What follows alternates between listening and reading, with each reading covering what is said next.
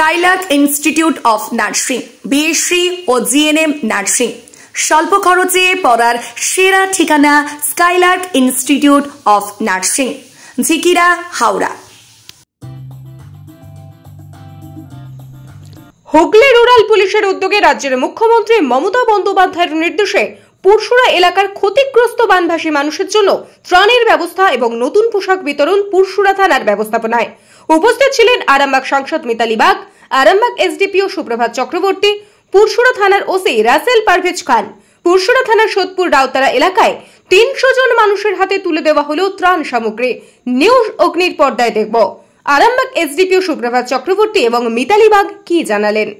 YouTube এবং Facebook পেজটি follow করুন নিউজ অগ্নির পরবর্তী আপডেট পেতে। বিজ্ঞাপন ও লাইভ এবং যে কোনো রকমের খবরাখবর জানাতে যোগাযোগ করুন নিউজ অগ্নির দপ্তরে 9903070007। বেসিক পুলিশিং এ করছি এবং এটা তো একদম মানুষের এখানে বাঁধ ভেঙে গিয়েছিল। তো এইখানে আমাদের ভারপ্রাপ্ত আধিকারিক যিনি আছেন থানার রাসেল, এই জায়গাটা এখনো মানে ত্রাণের ব্যাপারটা আমরা যেগুলো সার্ভে করেছিলাম যে এখানে ত্রাণ দেওয়াটা আরও দরকার আছে। তো আমাদের মাননীয় আমাদের সিএম ম্যাডাম একদম হেডকোয়ার্টার থেকে নবান্ন থেকে ত্রাণ সামগ্রী পাঠিয়ে দিয়েছেন, সেগুলো আমরা রিলিফ মাধ্যমে দিয়ে দিচ্ছি। এমপি ম্যাডাম আছেন এবং এর সাথে সাথে থানা থেকে শাড়ি এবং বাচ্চাদের জামা কাপড়ের ব্যবস্থা করা হয়েছে, বিভিন্ন এনজিও এবং এরা হেল্প করেছে, তো সেগুলো আমরা ডিস্ট্রিবিউট করে দিচ্ছি। আজকে প্রায় 300-র কাছাকাছি।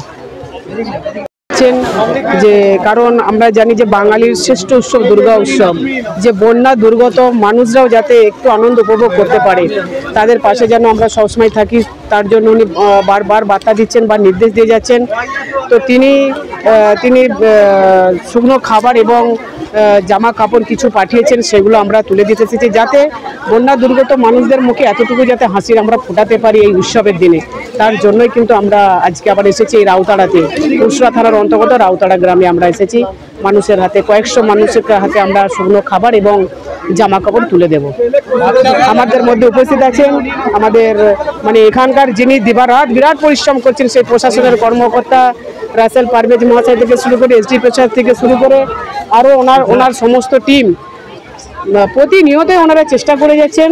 সার্বিক আমরা সবাই একটা পরিবার, একটা টিম করে আমরা মানুষের কাছে, বন্যা দুর্গত মানুষের কাছে প্রতিনিয়ত পৌঁছে যাওয়ার চেষ্টা করছি, শুধু একটু তাদের মুখে এই উৎসবের দিনে একটু হাসি ফোটানোর জন্য, তারা যেন একটু কষ্টের মধ্যেও তারা যেন একটু কোথাও ভালো থাকার একটা আমাদের মধ্যে থেকে একটা বার্তা দেওয়া, যার জন্য আশা গ্রামে গ্রামে বিভিন্ন প্রান্তে আমরা চলে যাচ্ছি।